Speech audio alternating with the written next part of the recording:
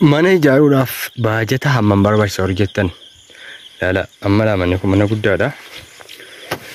Hanga yawwanaatti masaatii hidhamaadha. Hono mukkisaa mallee hin duphaafne muka qofaan jira. Baajata meeqa fixeera yoo jettan? Wallaahi namantan. Itoophiyaa keessatti mana ijaaruun hafaa jira dhugaa rabbi. Kun keessoo isaati. Kutaa afur shan qaba. Amma yawwanaatti lafa kanatti jira. Qorqorroorra bu'ee wanti hundi amma kan itti aanu duphoodha jechuudha. Kun daldalameera. Haga yawwanaatti mukasaa, biyyoosaa, gatii harkaa waan hundaa wajjin namantan oolchinitti dhugaa rabbi. Manni kun reef ol ka'aa amma kan itti aanu duphoodha jechuudha. Daldalamaadha.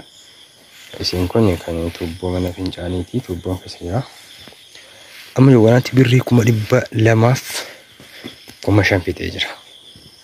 Wallaahi amantaa sama barbaattanis kan ol kaasuun qofiteen jechuudha. 200,000 kaash fixee jira jechuudha. Asiin kilaasii tokko qaba kun. Asiin ammoo kushiinaa qodaan keessa kaa'amudha. Egaa masirratti hidhamaadha. Asiin naannee masirrattiin isaa hidhamaadha sirriitti. Intibeetii illee qotamaadha. Kunoo ilaala. Mukki isiin kun qofti tokkoon isii birrii 80. Lasiin dagaleen qalloon kun tokkoon isii qofti 80 jechuudha. Kan itti aanu ammoo filtii. Filtiin kun tokkoon isii jechuudha. Birrii 60 gurguramaa jechuudha. Asabaa kaafuni bara muka 500 wal fixee jira jechuudha. Mura muka irraa fillee jira. Saaloon isaa baay'ee guddaadha. Kan namatti tolu hundarra saaloon isaati. Saaloon isaa meeqa seetanii? 1, 2, 3, 4, 5, 7 saaloon isaa. Saaloon isaa 7 fi 3.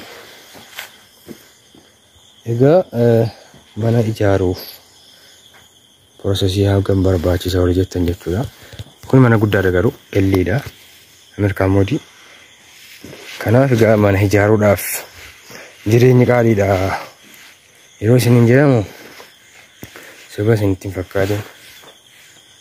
Kanaafiyyuu jireenyi guddiidha garuu awwaddadu malee waddummaan isaa akkuma Itoophiyaatti malee akkuma addunyaatti malee qobaatti akka Itoophiyaa qofaatti jechuudha. Kanaaf egaa kana fakkaata barumsaa akkasii manichi maashaallah manichi gaafa xumurame jechuudha. Mana ajaa'ibaa ta'a jechuudha.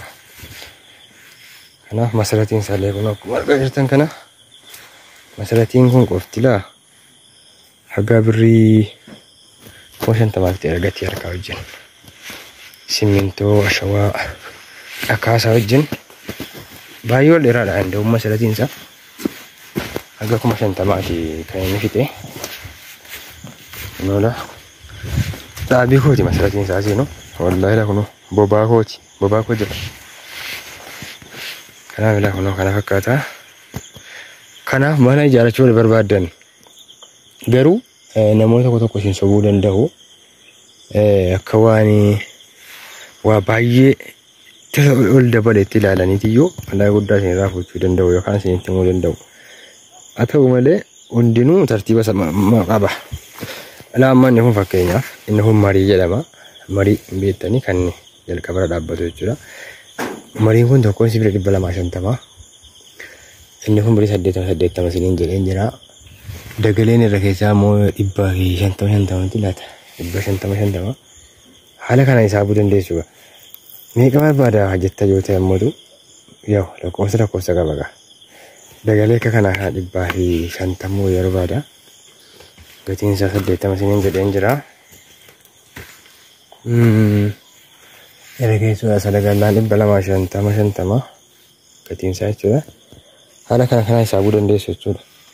Mana kilaasii 2-3 ijaaruu barbaadanis gatiin isaa xiqqoo gadi bu'uu danda'a. أكسي دعوة زكي يا خبيج جمو من توما لايك شير بلا لايك شير أمبر بدن قافة شو دنديس كومنتي جلت تورتي قالي